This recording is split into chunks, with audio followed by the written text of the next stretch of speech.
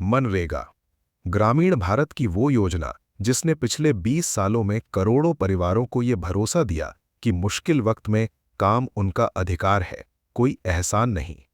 2005 में जब एमजीएनआरईजीए लागू हुई थी, तब पहली बार कानून ने ये कहा था कि हर ग्रामीण परिवार को साल में कम से कम 100 दिन का रोजगार मिलेगा, और अगर नहीं मिला तो सरकार जवाबदेह होगी।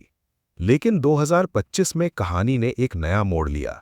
सरकार ने मनरेगा को नए नाम और नए ढांचे के साथ पेश किया।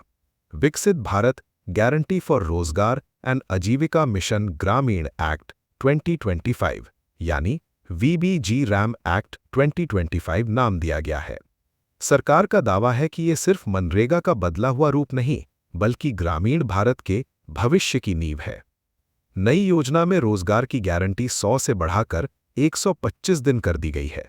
सुनने में ये बड़ा सुधार लगता है, लेकिन साथ ही एक शर्त भी जुड़ी है। खेती के पीक सीजन में करीब 60 दिन तक सरकारी काम रोक दिया जाएगा, ताकि किसानों को मजदूरों की कमी ना हो।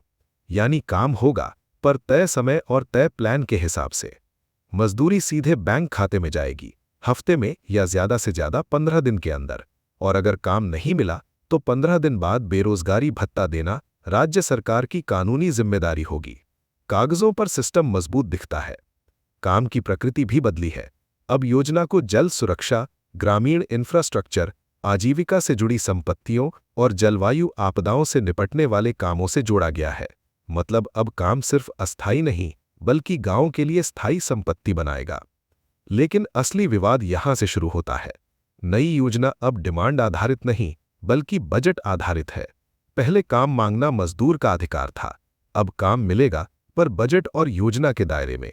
और सच्चाई ये भी है कि पुरानी मनरेगा में भी सिर्फ 8-10% परिवारों को ही पूरे 100 दिन का काम मिल पाया था। सरकार ने पारदर्शिता के लिए एआई, बायोमेट्रिक हाजिरी और जीपीएस जैसे सिस्टम लगाए हैं।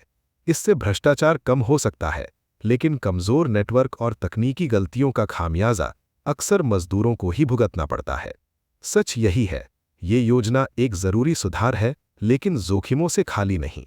विकसित भारत तभी बनेगा जब सबसे गरीब नागरिक सिस्टम के हाशिए पर नहीं, बल्कि उसके केंद्र में होगा।